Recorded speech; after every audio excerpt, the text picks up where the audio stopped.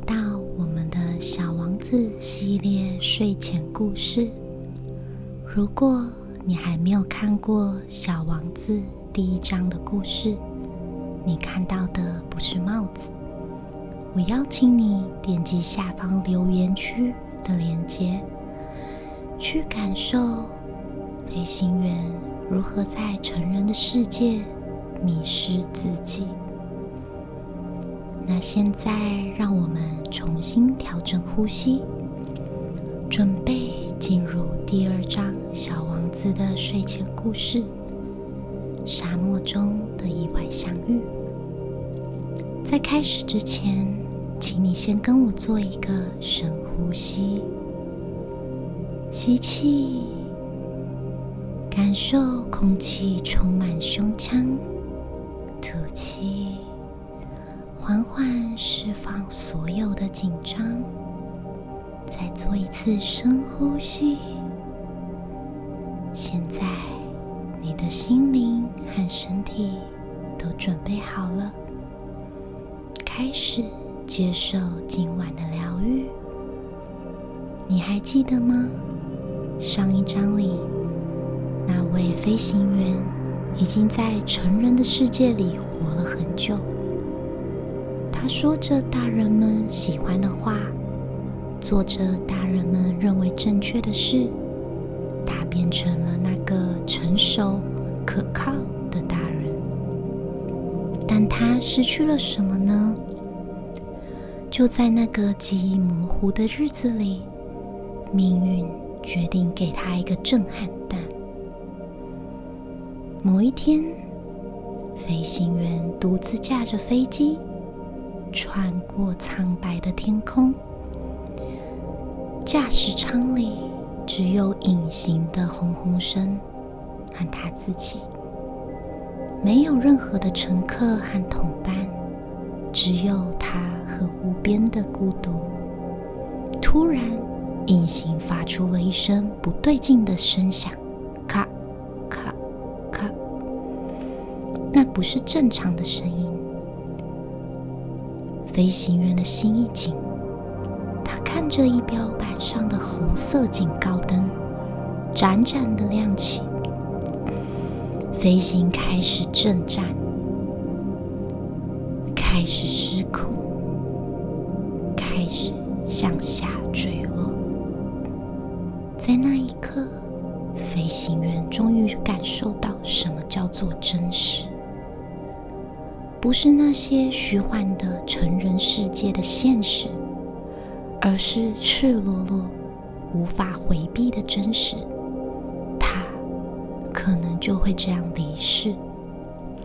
飞机带着尖锐的声音砸向了撒哈拉沙漠。在滚滚的黄沙里，飞行员活了下来，但他面临的是另一种死亡，缓慢的、无声的绝望。周围没有任何的机师，也没有任何的乘客，只有他一个人。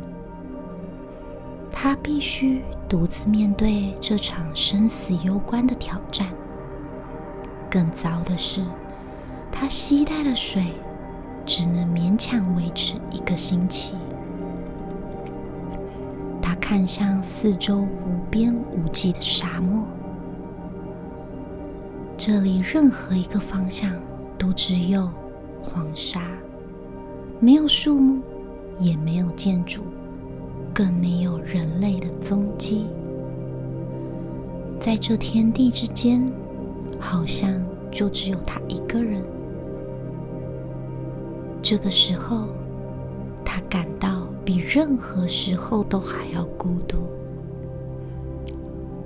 第1个夜晚，飞行员趴在冷硬的沙子上，并抬起头来，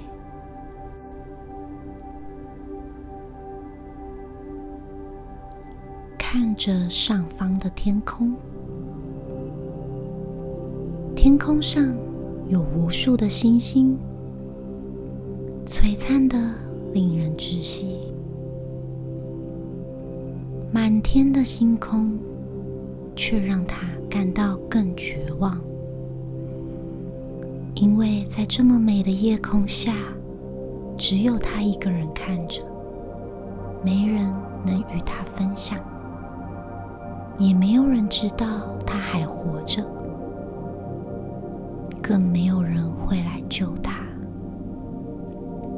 有时候，当一切都失控的时候，我们才停下来，这一刻才是真正的活着。因为只有在绝望中，我们才会停止假装。如果现在你感到这故事中的孤独，请停下来，深吸一口气。那份孤独也曾经是你的，但现在这个故事的陪伴下，你不再孤单。到了第二天凌晨，一件彻底颠覆他世界观的事情发生了。飞行员从一个不安的梦中惊醒，他不确定自己是睡着了还是昏迷了。现实和梦境之间的界限已经模糊。在那一刻，他听到了一个声音，细小而清脆，就像一阵风，轻轻地吹过沙漠，吹过他的耳边。他听到：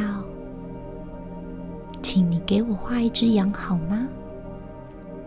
飞行员突然睁开眼睛，他以为这个声音是自己还在梦中，于是他颤抖的手揉了眼睛，试图确认这是不是真实的。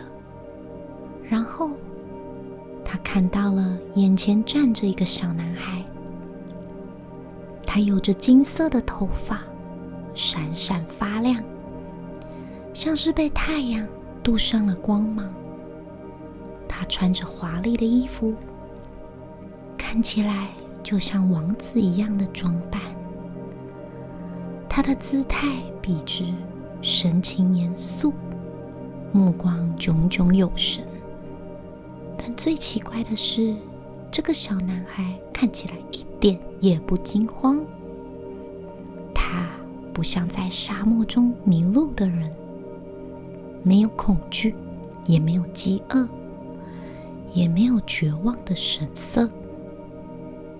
他反而看起来非常的平静，从容不迫，仿佛这个沙漠都在他的掌控之中。飞行员从震惊中回神过来，他张开了嘴，准备问些什么，但小男孩抢先问道：你在这里做什么呢？这个问题本来应该是从飞行员口中问的，但反过来了。一个在无人的沙漠中凭空出现的小男孩在问飞行员：你在这里做什么？在那一刻，飞行员感觉自己才是不属于这里的人。小男孩还没有等待飞行员的回答，他低着头看着飞行员，用一种不容拒绝的语气重复说道：请给我画一只羊。面对这个奇怪的，甚至可能有幻觉的小男孩，飞行员做了一个决定。他没有质疑，他没有逃避，而是掏出了自己的纸和笔。就在掏出笔的那一刻，一个记忆突然浮现在他的脑海里，那是他6岁时的记忆。那幅画，那条吞象的巨蟒，那个被大人否定、被标签为帽子的作品，那个失落了几十年的梦想。飞行员的手开始颤抖，对着小男孩说：不会画画。他的声音很小，仿佛对自己说：看，我早就放弃了，我已经成年了，我不应该再有这样的梦想。但小男孩没有接受他的拒绝。小男孩很认真地看着飞行员说：不要紧，给我一只绵羊吧。就是这句话，简单到不能再简单，却有着魔力的不要紧。于是飞行员开始画。从未画过绵羊的他，也只能硬着头皮画出他唯一会画的作品，那条撑着肚皮的巨蟒。而当他画出了那条吞象的巨蟒时，他听到了小王子的答案，彻底愣住了。小男孩说：不，我不要吃了象的蟒蛇。接着小男孩继续说：蟒蛇是很危险的，而且大象太大了，我住的地方很小很小，我要只绵羊，给我一只绵羊。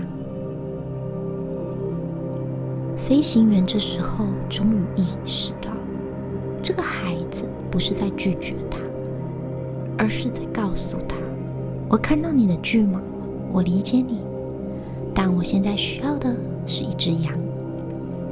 于是飞行员开始画了第一只羊。他聚精会神，用尽所有的想象力，画了第一只羊。但小男孩看完后摇摇头说：这只羊已经病得很厉害了，再画别的吧。于是飞行员又画了第二只羊。但这一次小男孩很可爱地说：这不是绵羊，这是公山羊，你看它头上有2个角呢。飞行员听了，又重新画了第3只羊。但小男孩又拒绝了，说：这只羊太老了，我要一只看起来活得很久的绵羊。一次又一次拒绝修正在时，飞行员开始感到不耐烦。他想起了飞机，他想起了自己的处境，他还需要修理飞机，他没有时间在这里一直画绵羊。在急躁和疲惫的驱使下，飞行员拿起了笔，开始乱涂。他快速地画出几条线，最后画出了一个看起来很像箱子的图案。然后飞行员对小男孩说：这是箱子，你所要的绵羊就在里面。那一刻，飞行员做的就是大人常做的事，用一个隐喻，一个暗示，一个你自己去想象来搪塞。但最让人惊讶的是，小男孩看了这幅画后，脸瞬间绽放出光彩。小男孩说：这正是我所想要的。然后他盯着那个箱子，眼神柔和而深邃，问飞行员说：你认为我应该给这只绵羊很多草吗？飞行员感到困惑地问：为什么问这个呢？小男孩回答：因为我住的地方很小很小。那一刻，飞行员终于理解了，这个孩子不是一个普通的孩子，他来自别的地方，他的世界很小很小，而他正用一个简单的问题在告诉飞行员关于自己的故事。飞行员轻声说：那一点点就够了，真的，我给了你一只很小很小的绵羊，地方也小，够它生活了。但小男孩把头靠近那张画，轻轻地说：“不像你说的那样小，你看，他睡着了。”就这样，在茫茫的撒哈拉沙漠中，飞行员的生命处于最黑暗的时刻。一个王子从星空中降临，他问了一个简单问题：“给我画一只羊好吗？”这个问题改变了一切。飞行员不再孤独，他有了使命，去理解这个奇特的小孩。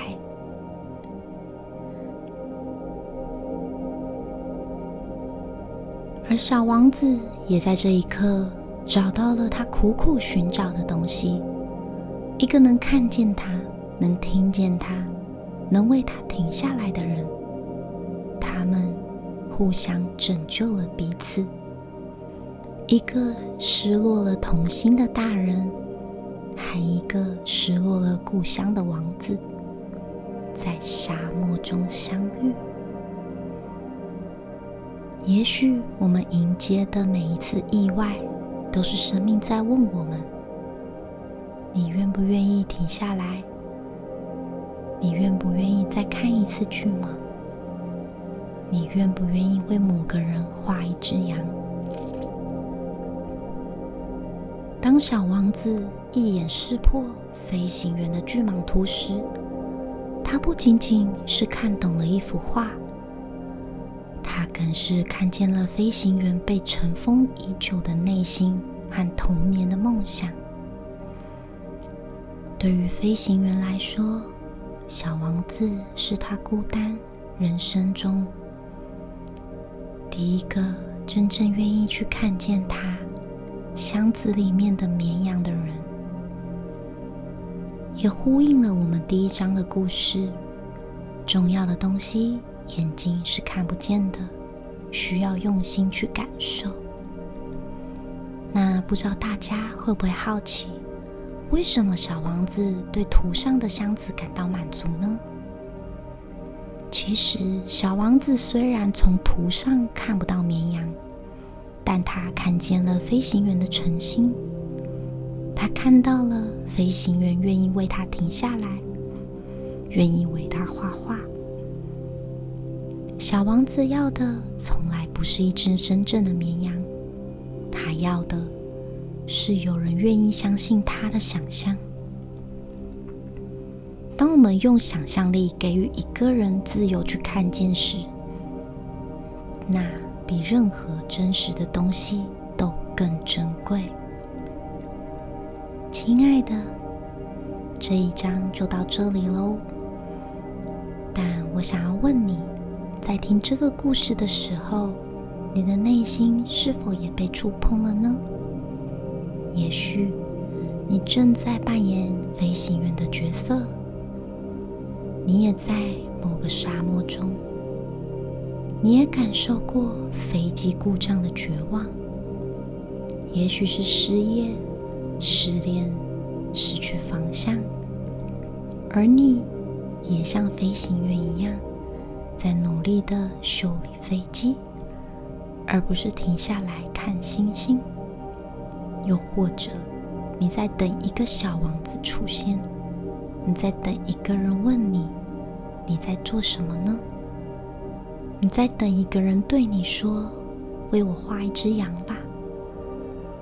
那个最简单最纯粹的要求，都在提醒着你，你的存在是有价值的，因为有人需要你的想象力。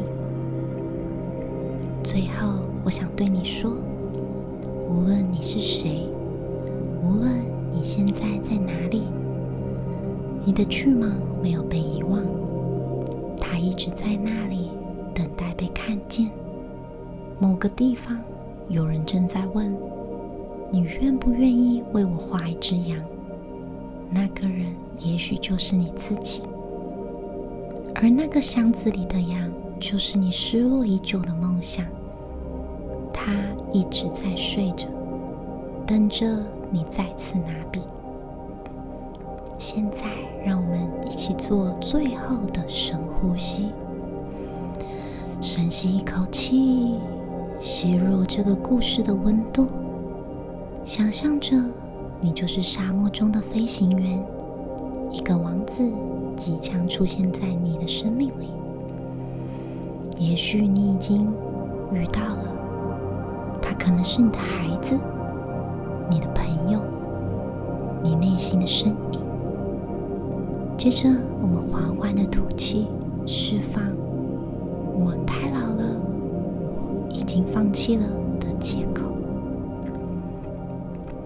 愿你在梦里与小王子一起仰望星空，愿你梦到那个无边的星球，愿你在某个黎明清醒时发现，原来你从未真正的孤独。下一章我们将跟随小王子去听述他的故事，那关于 B612 星球的故事。在那之前，请记住，你值得被听见，你值得有人为你停下。最后，我们将这些话带领你进入梦乡。有时候，当飞机坠落，当一切都失控时，我们才真正活着。一个真正看见你的人，不会接纳你的勉强，他会一次又一次地说不，直到你画出真正的你。小王子看不到羊，但他看到了飞行员愿意停下来，比真实的羊更珍贵。有人为你停下来了。也许迎接的每一次意外，都是生命在问你愿不愿意为某个人画一只羊。你的巨蟒没有被遗忘，它一直都在那里等着被看见。原来你从未真正孤独，只是你一直在修理飞机，而忘了停下来看星星。今天的故事就到这里咯，晚安大家。喜欢我的频道，记得订阅，我们下个故事见哦。